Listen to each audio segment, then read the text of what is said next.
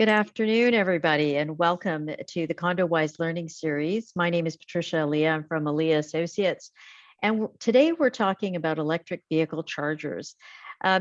We have been hearing so much more about electrical vehicle charging in the condominium industry in Ontario, and it's been like a dramatic push. All of a sudden, we've been starting to hear more and more about this. So today we are very fortunate to have Laura Bryson from Switch with us, and she's going to be telling us some really important news and information on how to manage the process, get through some of the basic information, and then some other exciting pieces of information around rebates. So Victor is also with us today, and Victor is going to help us appreciate what we need to do legally in order to make this effective. Shannon Penny is joining us to give us an update on COVID-19 stage 3. Here we are. And Julia White is actually going to present a case today, which deals with an EV charging matter at the CAT. So we look forward today to connecting all the dots with all of you. And, seeing where this issue is going to go so we can actually help our boards be very proactive in managing this issue. Because I think it is the wave of the future. I think we have to be very practical about where we're going. Now, just to remind you, this is not legal advice. Please speak to your corporation solicitors because every condominium community is unique. So is its electrical distribution system, and so are the participants in its community. So without further ado, let's move on to the next slide, please. There's a little bit of a history there on Laura, and you'll see in the chat that we actually have a link to everybody's bio. So if you want to know more about Laura, please read the bio. And then if you have questions, she's indicated she's more than happy to talk to you directly. And she has her contact information in that bio. Next slide. Shannon, please go ahead. Tell us what's new. Perfect. Thanks very much, Patricia. So good afternoon, everyone. As I am sure you're all aware, last Friday, July 16th, we entered into step 3 of Ontario's reopening plan. And in order to enter step 3, the province was required to have vaccinated 70 to 80% of individuals aged 18 or older with 1 dose and 25% with 2 doses for at least 2 weeks, ensuring that the stronger level of protection against the virus was fulfilled. As of today, over 80% of the population in Ontario aged 18 and older have received at least 1 dose of the vaccine, and over 65% have received their 2nd dose. The province will stay in step 3 for at least 21 days, and until 80% of the eligible population aged 12 or older have received at least 1 dose of the vaccine, and 75% have received their 2nd dose. With no public health unit having less than 70% of their population fully vaccinated. The province also announced that upon meeting these thresholds, the vast majority of public health and workplace safety measures, including the capacity limits for indoor and outdoor settings and limits on social gatherings, will be lifted. So step 3 allows for the indoor gatherings of up to 25 people, along with outdoor gatherings of up to 100 people. Indoor sports and recreational fitness facilities may also reopen with their limited capacity, including indoor pools. Indoor dining is also permitted with no limits on the number of people per table. And real estate open houses may also resume with a limited capacity to the number of people to ensure that a physical distance of 2 meters can be maintained. So face coverings in indoor public settings and physical distancing requirements remain active throughout stage 3. So what does this mean for condominiums? So all indoor fitness rooms and indoor swimming pools will be permitted to open, providing that condominiums can ensure that users are able to maintain 2 meters of physical distancing. They're able to display signage that is visible to users that states the maximum capacity. The condominium is also required to screen users for COVID-19 prior to using the amenity. And they're also required to record and keep tracing information for a period of 1 month of all the users of the amenities. In the event that a condominium is considering reopening its amenities, it must ensure that the areas are cleaned and disinfected as frequently as necessary to maintain a sanitary condition. It is important to remember that condominiums are not obligated to and do have the discretion as to whether it decides to open its indoor amenities or not. So condominiums must ensure that they continue to comply with the Occupational Health and Safety Act and take the advice and recommendations and the instructions from the public health officials, and should also continue to take precautions when reopening its amenities. So I will now pass you back over to Patricia or Leah. Much, Shannon. I appreciate that update. Very helpful. And we'll see exactly where we go with the COVID-19 passports in Ontario. So far, it's no, but I've heard some rumors today about maybe having registration cards. So we shall see how this progresses. Next, we're going to do a brief poll, and we could put the poll up. It's really about trying to get a sense of what you're all thinking. What do you think are the biggest challenges in implementing EV charging stations at condos? Is it the capital cost? Is it infrastructure? Is it physical space? So if you wouldn't mind, those of you who are on the line with us today, if participating in that poll, that'd be great.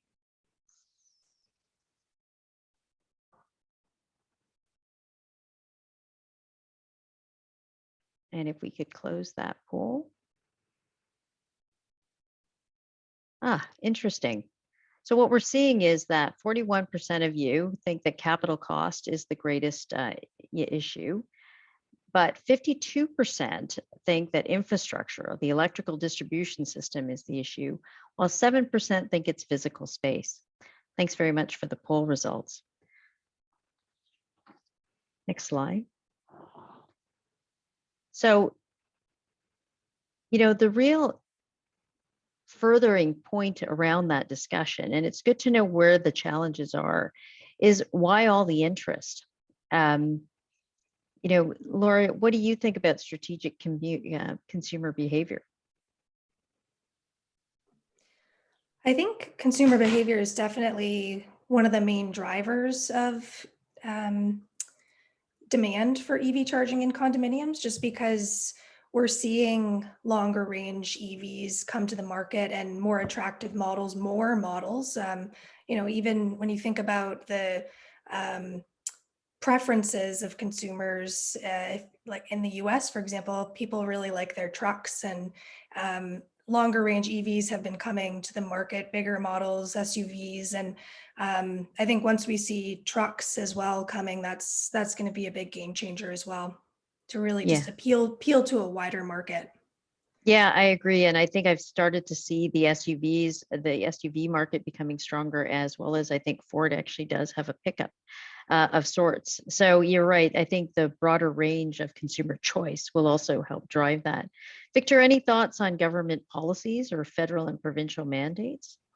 Yeah, so I'm sure as many of you might recall, a few years ago, under the previous Liberal Ontario government, they had a lot of incentives to try and get people into EVs. And there was a big push a few years ago in condos for electric vehicle charging stations. So, the push kind of died down after, that provincial government had left power. And now we see the federal government trying to push for that in terms of setting goals for, all vehicles by a certain moving target of a year sometime in the future. But at least there is a concrete goal now. So there is some push from both levels of government now, or have been. And so if that continues, we will definitely see a huge increase in demand.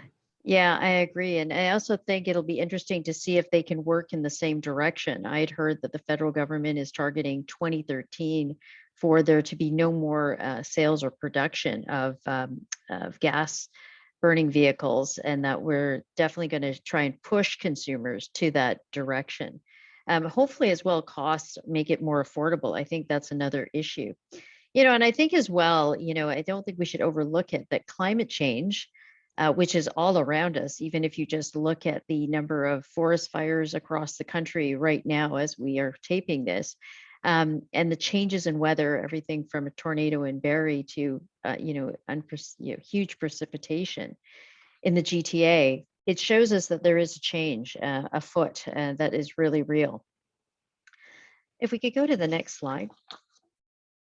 So now I'm going to ask Laura to take us through really a lot about this electric vehicle industry and some of her vision and sharing her knowledge on EV charging. Laura, please go ahead. Thanks very much, Patricia, and thanks to the ALIA team for inviting me. I'm excited to contribute to the conversation today. I'll start with a bit of just contextual information about EVs and the EV industry in Canada, and then I'll dive into some of the more nitty-gritty, a lot of questions that you, I'm sure, are grappling with in your own buildings. So in this slide here, I'm showing EV sales as a proportion of new vehicle sales. And so you can see that the proportion has been growing steadily every year. Today, there's over 230,000 EVs that are on the road in Canada, including plug-in hybrids with a smaller electric range and the full battery electric vehicles. And as Patricia and Victor were mentioning earlier, there is a federal target for zero emission vehicle sales. So it was originally 100% by 2040, and that got bumped up to 2035. So that's for light duty vehicle, passenger vehicles. And there's a lot of factors that are contributing to this that we covered a bit earlier in terms of, changing consumer interests. And even just on the battery technology front, battery vehicles are, the prices are coming down. There's more models that are becoming available, and fast charging infrastructure is becoming available in a lot of provinces. In Northwestern Ontario, they just completed the one fast charging network, and Electrify Canada. And there's also been a lot of investment out in Western BC as well, with different companies that are now investing in fast charging infrastructure. Next slide, please. So the data really shows that home is where most charging takes place. It's just the most convenient place to charge. It's a very different model than filling up your gas vehicle where you go to a gas station. Most of the charging, 85%, takes place at home. And next to that, there's also workplace. And the reason for that is in these condominium settings, the cost to install a DC fast charging station, it just doesn't make sense, and you don't need that kind of speed. Charging an EV can take anywhere from an hour for the smaller plug-in hybrid vehicles up to 6 to 10 hours for the longer range EVs from completely empty to full. And it's important to keep in mind that people aren't driving or they're not needing to charge every single night. If they have their own private charger, they probably will. But it's the level 2 charging, which I'll get into in the next slide, it really is the most convenient in terms of offering EV owners the charging service that they need without incurring all these expensive costs that you get with the DC fast charging. Next slide, please. So here I'd like to show the main components that are involved in what we call EV ready infrastructure. So starting with the transformer, which converts the utility level voltage to a lower voltage that's suitable for home appliances like a washer and dryer or a level 2 charging station like you see in the far right image. And then the main service in the panels, those provide power and distribute it out through conduit and wiring to the individual parking spots or to your communal or visitor parking spots to the level 2 charging station. Next slide, please.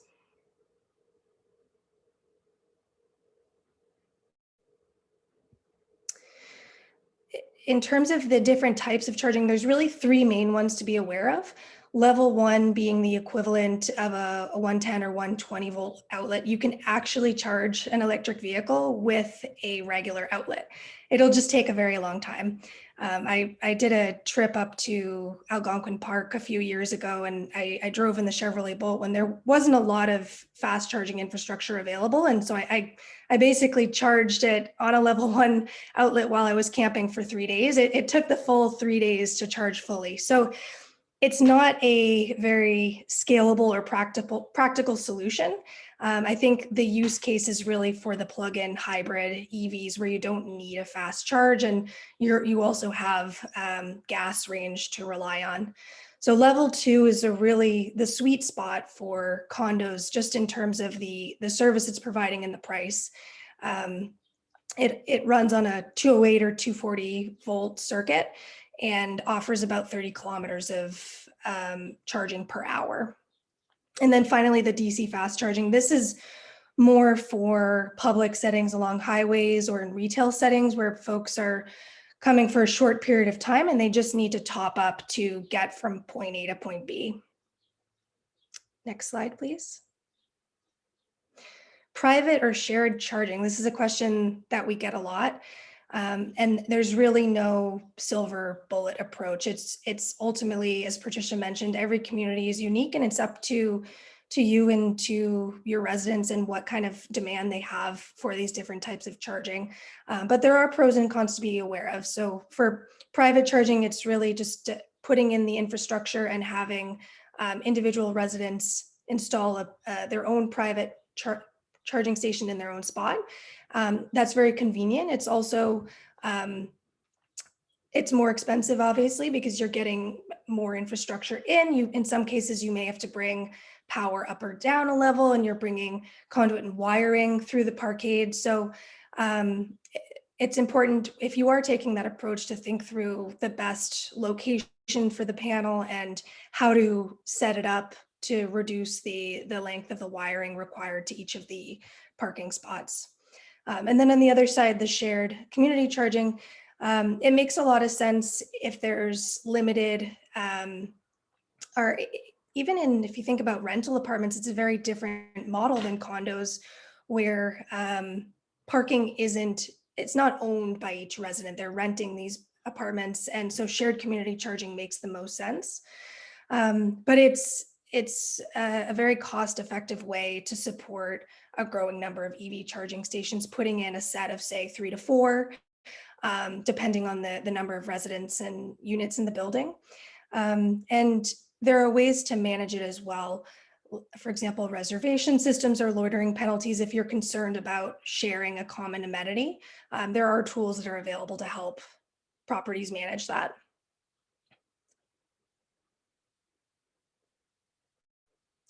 So there's a lot going in this slide. I'll try to break it down a bit for you guys. But I like this slide because as you're looking at different charging solutions, you're probably going to be exposed to different approaches. So in the far left approach, there's what we call non-networked charging. And we use the term network management to refer to the charging station being connected to the internet for remote control, for access control, for automatic billing. So one approach that is being offered is tying the non-network chargers with a sub-metering system. So as you can see in the image there, each unit is tied to its own meter. And the challenge with this approach is that there's no load management. So essentially, when you run out of electrical capacity, you run out and you have to upgrade it. So there's associated costs with that. And there's also no access control. So anyone could technically come in and plug in and start charging. On the far right, another option is tying non-network chargers to a smart panel. And comparing that into the middle approach with network smart charging, you can really think of the difference as where the control is in the system. So with the network smart chargers, the control is at the charging station level. They all talk to a central system. Whereas with the smart panel, the smarts are in the panel itself.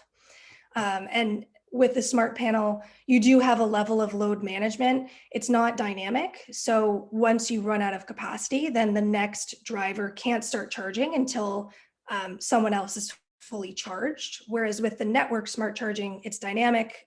You can even prioritize based on user preferences.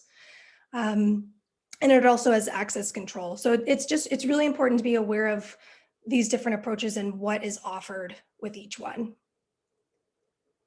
Next slide, please. Load management is really the most powerful tool that we have available to support more EV charging station. And this diagram here, it illustrates a scenario without and with load management. So in the top diagram there, you can see without load management, let's say you've got one 40 amp circuit, you can support one level 2 charging station on that one circuit, and none of the other chargers can be in use.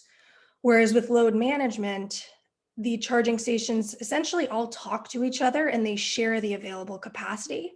And it's super important in retrofits where you have limited electrical capacity, but also in new construction buildings.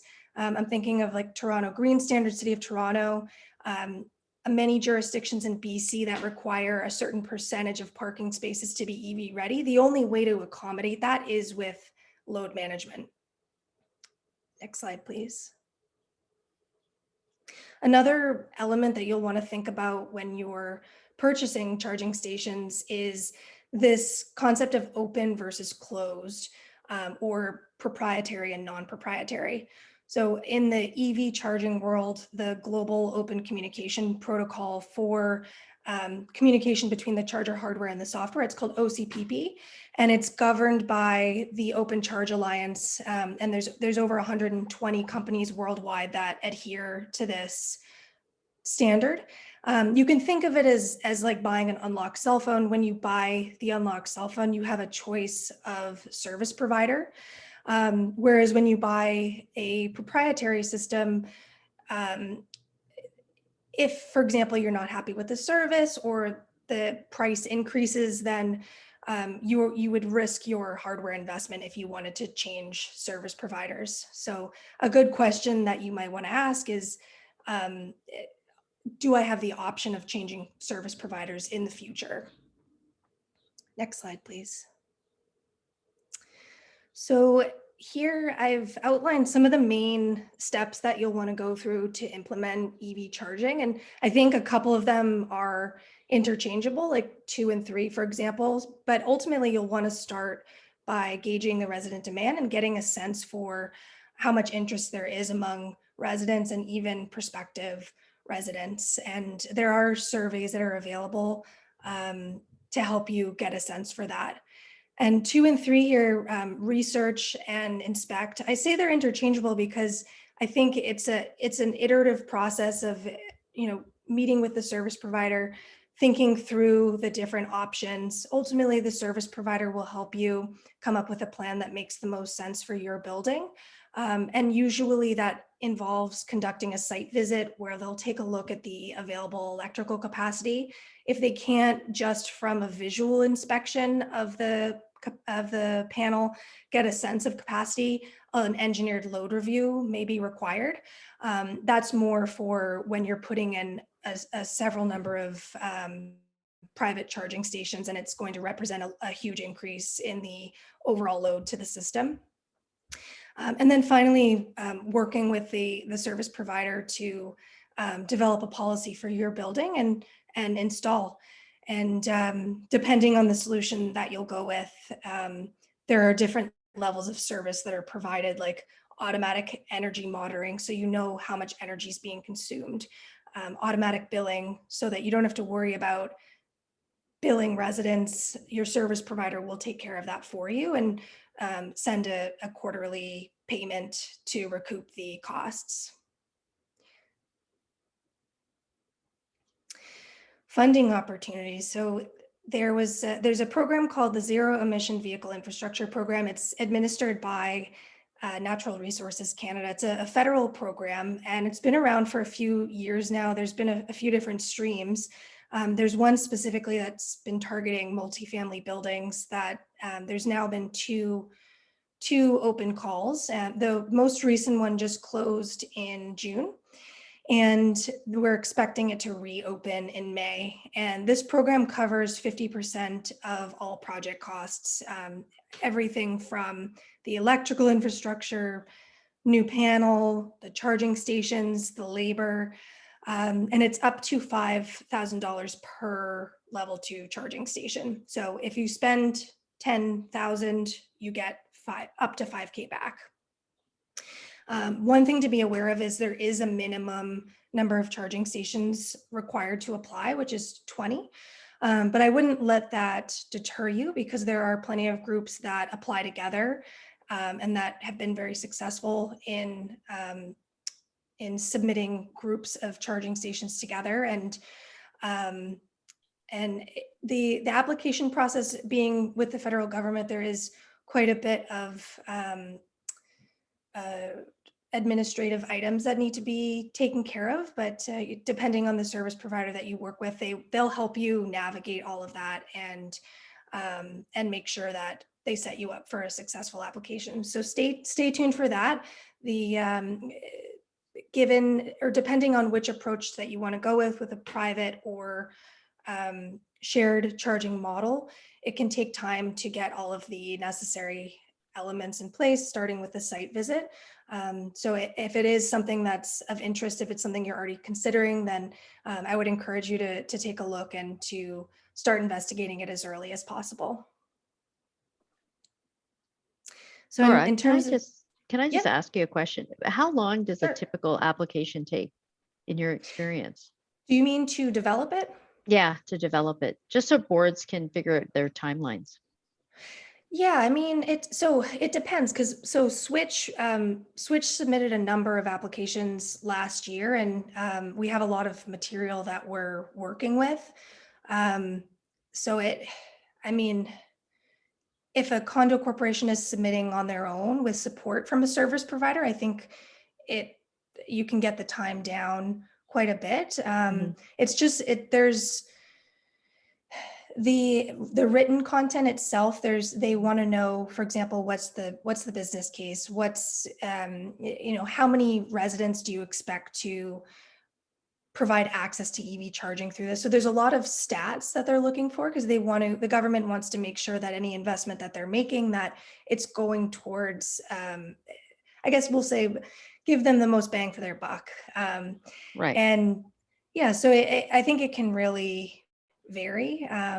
So the technical writing component could be very important in terms of convincing the recipient of the application that this has merit. Oh, definitely. Because I mean, we've seen a whole range of application types submitted, and the ones that are successful, they've done their base research. They know the system that they're putting in and how it meets the requirements. As an example, one of the requirements of the program is that the charging stations need to be networked. They need to be connected to the internet, because your service provider will be providing anonymized usage data to the government as part of the reporting requirements. And so being able to explain how the system is networked, how it's monitored, that's really helpful. And even small little details from feedback that we got from the government wanting to see the signage that you're putting in, and wanting to know how you're communicating the availability to your residents. And it's just because the government gets so many applications, any extra detail helps them give you that extra point to move it forward. Okay, that's helpful. And so, ladies and gentlemen, I also think that that's an important point when you're doing applications to an external third party, allowing time for them to come back to you for clarifications, etc., so that you meet any deadlines, you don't miss any criteria, will be, one of the things that determines success when you're competing with other people for the same pool of money. So what are your key takeaways, Laura? I just wanted to mention, when you were talking about the time, because last year there was one group that they submitted the application, some extra documentation, at a half an hour late, and the government declined it because No. I mean, that's the only way that they can. They Yeah. take that opportunity. So yeah, Just they're the very hard stop. serious with their deadlines. Okay, it's good to know. It's very good to know. For sure. So the key takeaways that I have here, first is to develop a clear EV charging policy for the corporation that really benefits all parties in the long run. And I know, Patricia, when we were preparing for this session, you were asking about all the different groups that are involved in this, from the property management company to the condo board to the residents to your charging service provider. And in some cases that includes the electrical contractor that will actually install it. And groups like ALIA that help navigate the legal requirements. So it's really important to think through how all of those parties will interact and what each of them will be responsible for. Second here is to do your research and make sure that you understand the true capabilities of any solution that you're investing in. We see it all the time where corporations are being told one thing by one group, and there's just a lot of confusion about what is really being offered with a service. And so we encourage you to get multiple quotes, and we encourage you to compare, apples to apples, make sure that what you're comparing is really the same thing, because it could just be communicated in a slightly different way.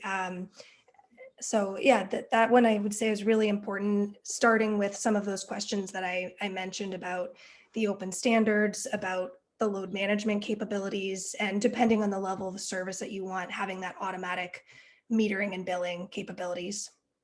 And then finally, load management. I hope I'm not emphasizing this too much, that it's really the single most powerful tool that we have available to manage electrical infrastructure costs.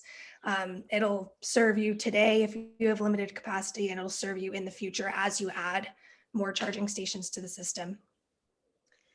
Thank you so much, Laura. I appreciate that. And, I think that there's so many layers in what Laura has said, and the recording of this session will be up on the website. So if you want to listen to it again, I strongly encourage you to do so, because she's giving us a lot of tips from different perspectives, how we can move this forward. But it sounds to me like it's going to take adequate planning and adequate participation from stakeholders and time. So let's move on to the next part of our discussion, which is considerations under the Condominium Act. And Victor, you're going to take us through those. Sure, thanks, Patricia. So I usually start off these kinds of presentations about EVCS and the legalities of it for condos by just making sure that everybody understands there's two routes. There are really two routes that you can get an EVCS inside your condo.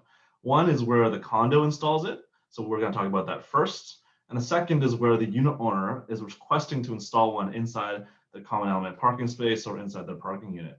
And we'll talk about that second. So firstly, we're going to talk about when the condo, like Laura mentioned, wants to install a shared charging station for everybody. So for example, any visitor parking.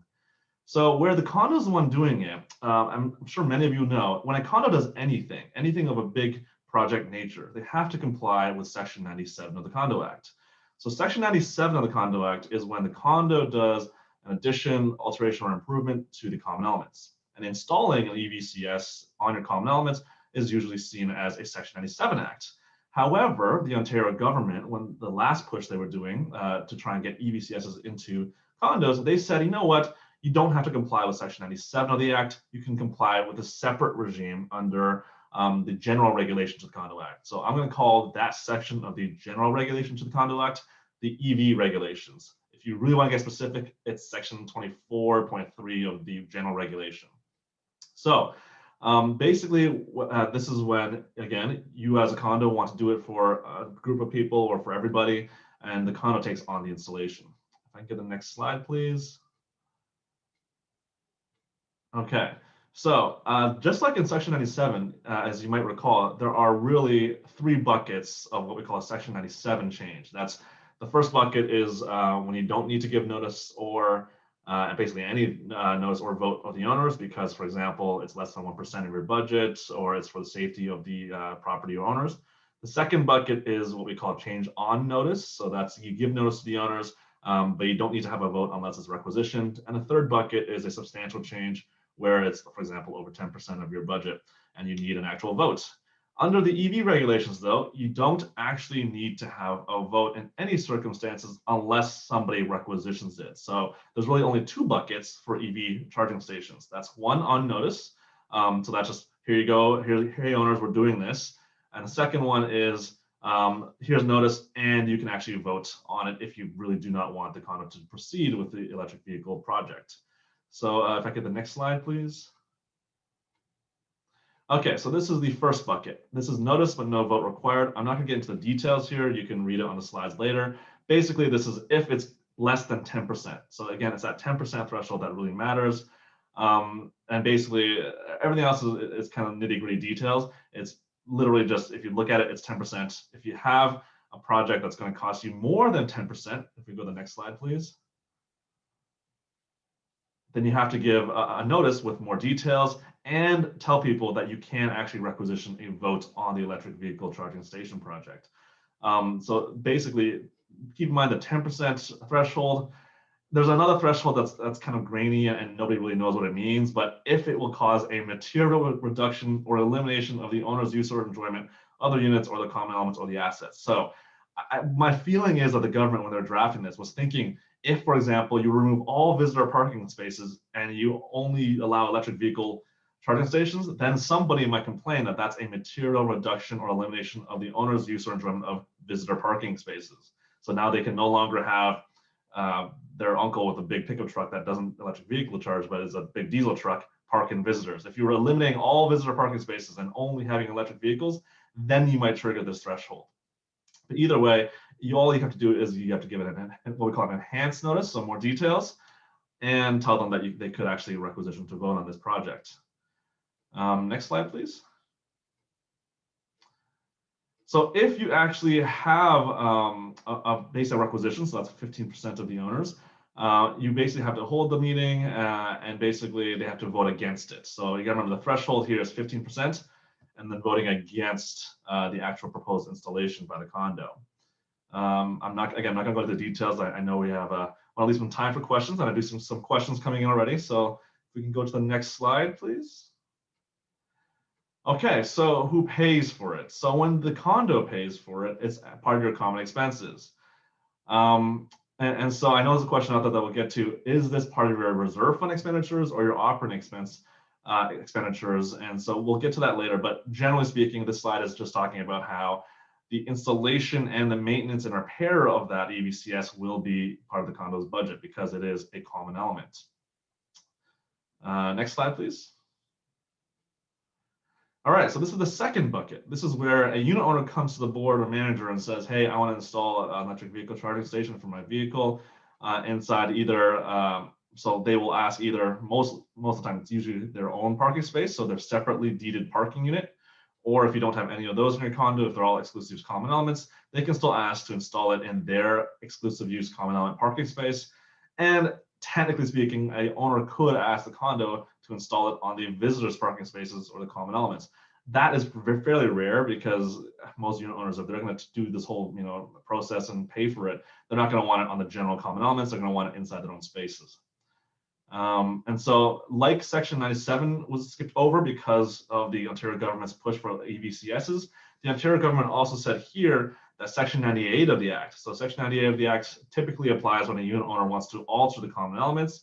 The government said, no, you don't follow that. You got to follow this next section of the EV regulations. If I can get the next slide, please. Okay, so it's a three-step process. Like the Section 98 agreement process, where the owner will request, the board will then look at it, and then the board or the condo lawyer usually will draft a Section 98 agreement.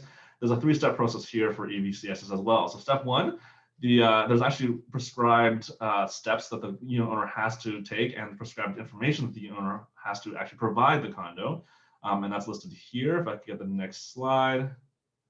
So once the board receives that, they have 60 days to send a response to this unit owner's request for an EVCS. And the board can either approve, reject, or propose an alternative location or alternative way of installing that EVCS. So for example, if the unit owner wants to drill through some concrete that the board does not approve of, the board can say, well, how about we reroute the conduit in some other route, basically. If I get the next slide, please. So when can a board reject an EVCS application? So the board can technically reject it as long as they get a qualified professional to give an opinion saying that basically it wouldn't meet code, or it'll affect the structural integrity, or these other factors basically here. And these continue on the next slide as well. I think the next one. So on the next slide, on this slide, sorry, basically this is the alternative manner. So if, for example, the board thinks that it will cause a material reduction on the use or enjoyment of other people, then they can propose a different manner to do this installation, basically. I'm not getting into the details here. You can read that. And if you have questions, of course, consult with your condo's lawyer. If I can get the next slide, please. Okay, so this is the third step, and this is where your lawyers do step in. So as a condo lawyer, we are asked usually for what we call, well, I'm trying to call a Section 24 agreement, but we can call it a EVCS agreement, because this is basically similar to, but not the same as, a Section 98 agreement. It has to be registered on title, and basically the parties have to agree to the form and format of this contract. If I get the next slide, please. All right, so just like a Section 98 agreement, it has to be in writing. And unlike a Section 98 agreement, it actually has to get into quite a few details. So for example, how it's going to be installed, who's paying for the installation, and who's going to pay for the maintenance, use, repairs, all that stuff of that EVCS.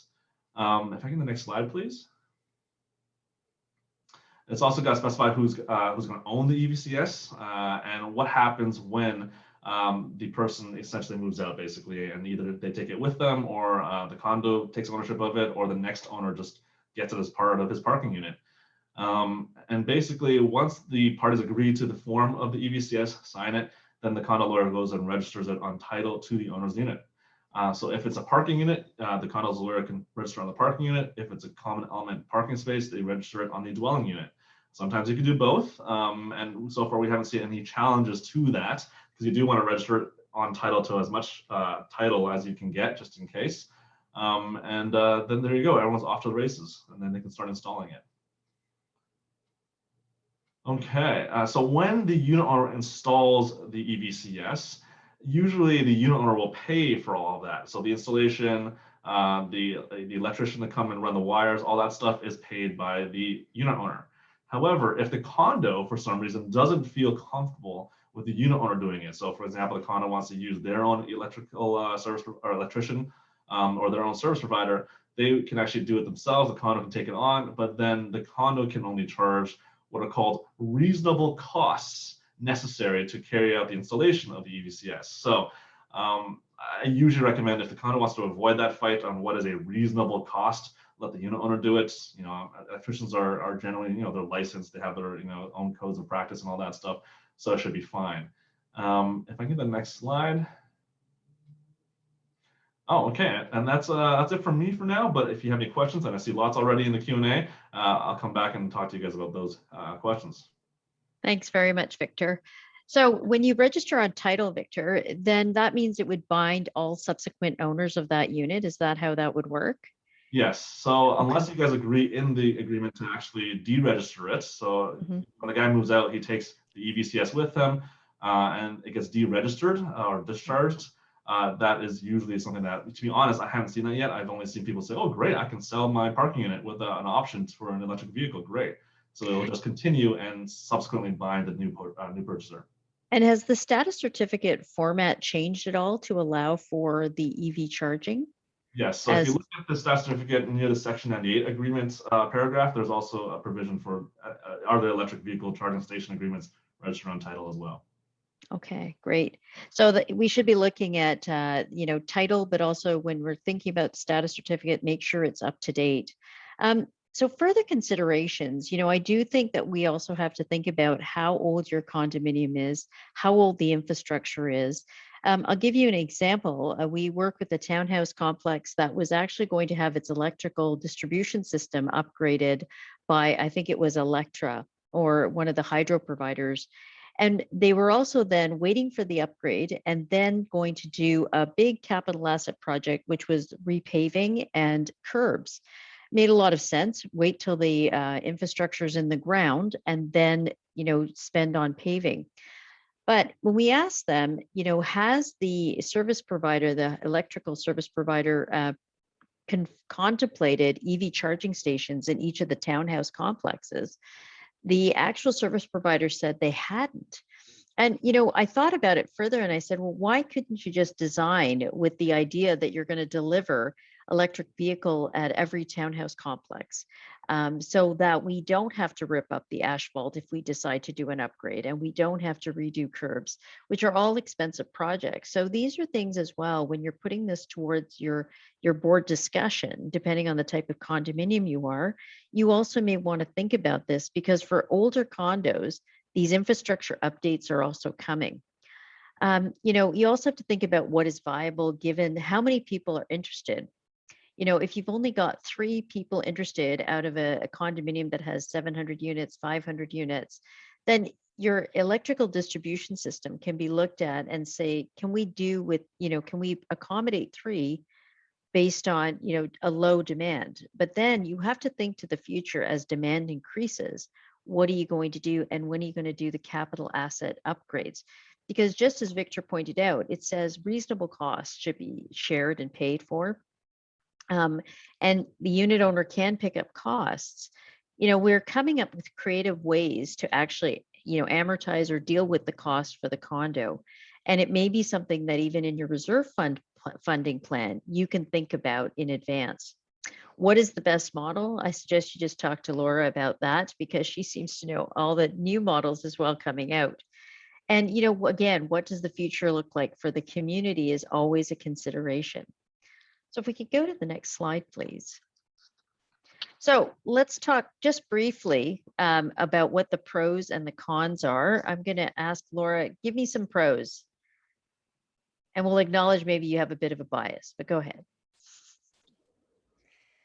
Yeah, I mean, I noticed someone asked a question about why would a condo take on the responsibility and cost to accommodate electric vehicle chargers? I think that relates to the pro that I want to emphasize here, which is that especially as demand grows for charging and as jurisdictions add policies for new construction buildings, then these existing condominiums won't be as competitive.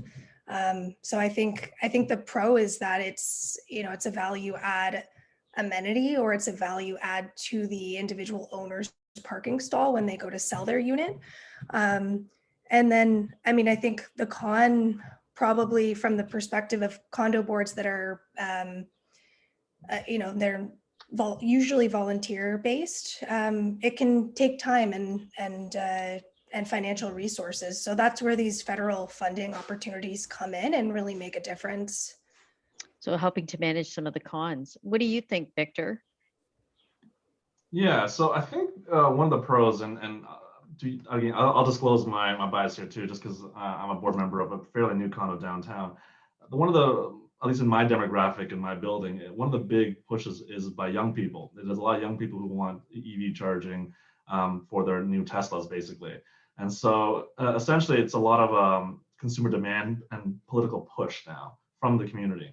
And so I think this attendee did ask, why would the condo take it on?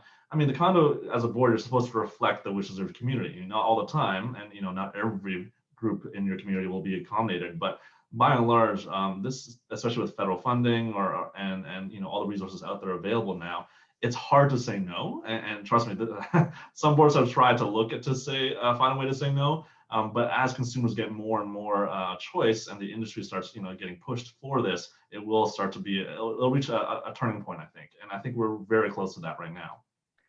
Thanks. And I think that's the whole thing, is at the end of the day, pros and cons are really for the purpose of not avoiding the issue. It's for managing risk. That's why you do a critical thinking analysis and you look at where you can, shore up things that are considered to be a challenge, whether you think that the infrastructure component is the challenge. You want to figure out how to manage it. And it's better to do it when you have more time to do so, as opposed to being pushed, and it's always very interesting to me when public policy is driven by changes to legislation in such a, definitive and clear way. So now we're going to hear from Julia. Julia is going to give us a case law update on an interesting case. So Julia, go ahead. Just go to the next slide, please. Okay, so the case I'm talking about today is Kong versus Tscc 1959 from March of this year.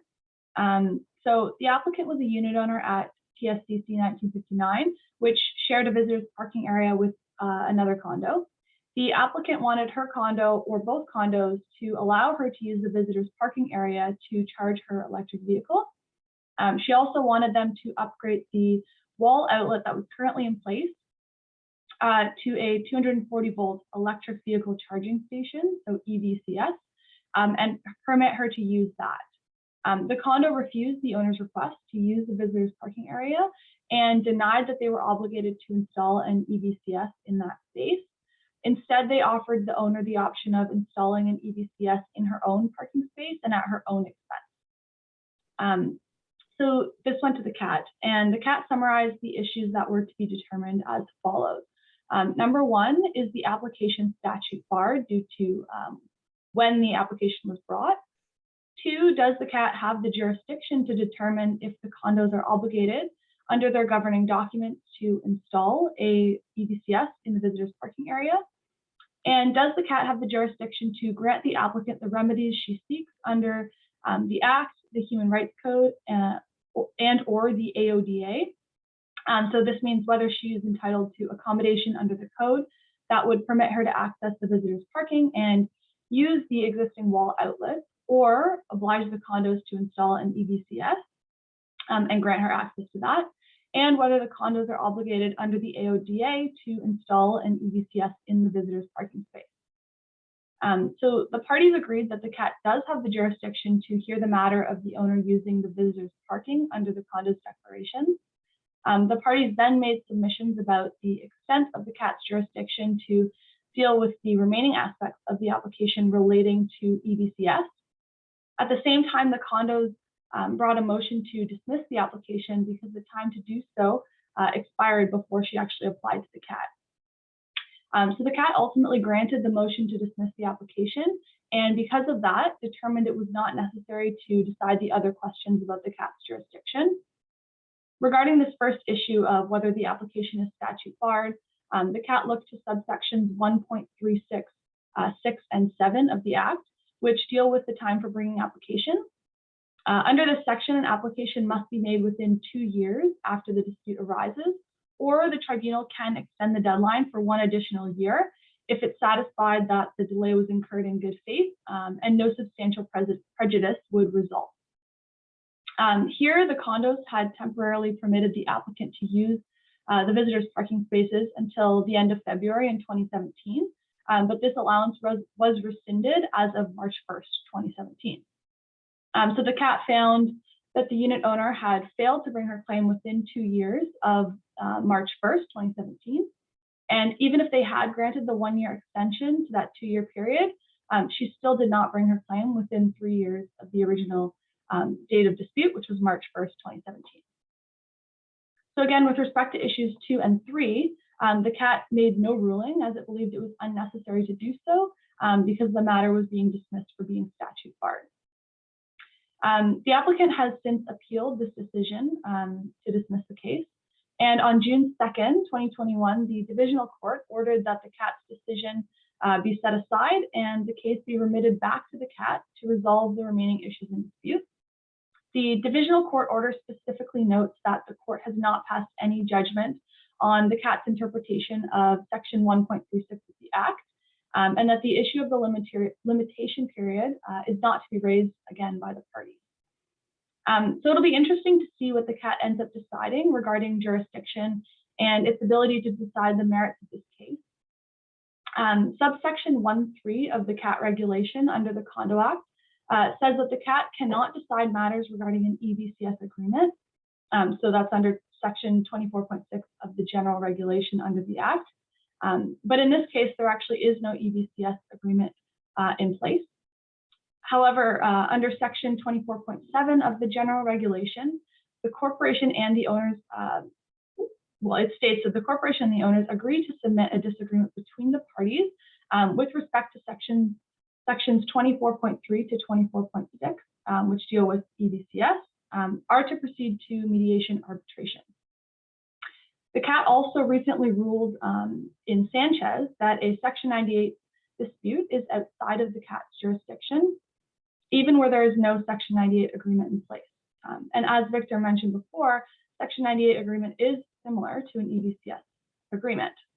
Amongst the other reasons the CAT dismissed the Sanchez case was that the provisions of the corporation's declaration did not appear to prohibit, restrict, or otherwise govern parkage or storage of items. And because this dispute was partially about parking a motorcycle in a parking space, but there was no dispute regarding the specific provisions in the condo's governing documents, a parking and storage dispute regarding these provisions was outside of the CAT's jurisdiction. So again, the Con case does not deal specifically with an EVCS agreement. So it will be interesting to see what the CAT decides. Thanks very much, Julia. You're right. I think it will be interesting to see where this goes, because now they're going to have to answer more of the specific questions around the tribunal's jurisdiction. And it'll be good to get some clarity on this so that we know, where these disputes should be brought. Now we're almost up in terms of our time. And so I wanted to ask Victor and Laura just a few questions. Laura has been good enough to be answering questions in the Q&A box, but Bob has a question. Would infrastructure upgrades be an operating expense or reserve fund expense? And like I said, this is not legal advice. You'd have to get an opinion from your lawyer in writing. But Victor, what do you think? So not only an opinion from your lawyer, but most likely you'll have to talk to your auditor, because really this really matters only for the auditor, right? It's the auditor who flags an improper reserve fund expenditure for your owners inside their auditor's report every year. So it's really something that it will really come down to who your auditor is and what their position on this is. And of course, what your actual project entails and what you have specifically already there. So that's something that unfortunately we can't give a straight answer to right here, but it definitely will depend on what your auditor and what your lawyer thinks, but most likely what your auditor thinks. And I would agree with that, because I also think it depends on how old the condo is, right? Because as well, if you're going to have upgrades to electrical distribution system, but you already have an electrical distribution system, but you're just enhancing it to meet modern equivalents, then really reserve fund planning would have already addressed part of these items that are in the infrastructure. So I think it actually also may be a combination answer. So thanks for that question, Bob. So there's another question here. How would a condo recover the costs for the charging station? And Laura, I think you're typing an answer. Did you want to also share that with us? Sure. Yeah, I was just about to type in. So, I mean, if you're going with the private charging route, then there would be the potentially a new EV panel that needs to be invested in. So what we've seen be really successful is the condo corporation will contact residents and owners and say, we're planning this project, who wants to be involved? And then individual residents and owners can help cover a portion of the panel that their charging station would represent.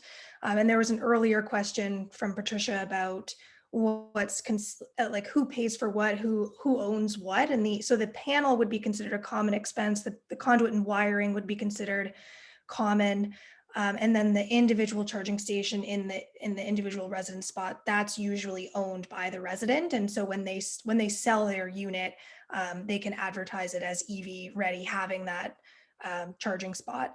So yeah, for the infrastructure, it could be residents all chipping in, and then if you're putting in shared community charging stations, we see most condominiums charges slightly higher usage rates. So let's say on average you're paying about 80 cents per hour of charging for your energy, then you might charge $1 per hour or $1.50 per hour and help recoup those capital and energy costs. If I could just add one slight caveat, is that the conduit wiring is usually the most expensive part of this anyway. And some condos have been able to negotiate with the unit owner to have the unit owner pay for it, because it's wiring going directly through the common elements to their parking unit.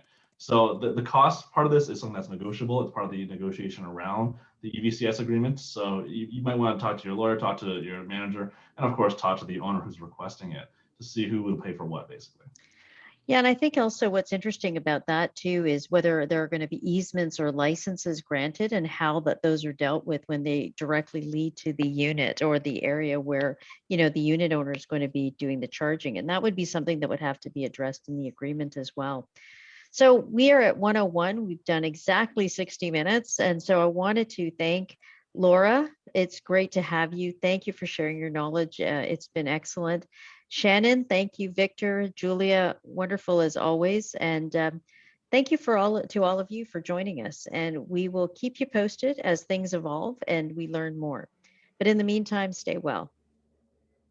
Thanks so much, everyone. Take care. Take care.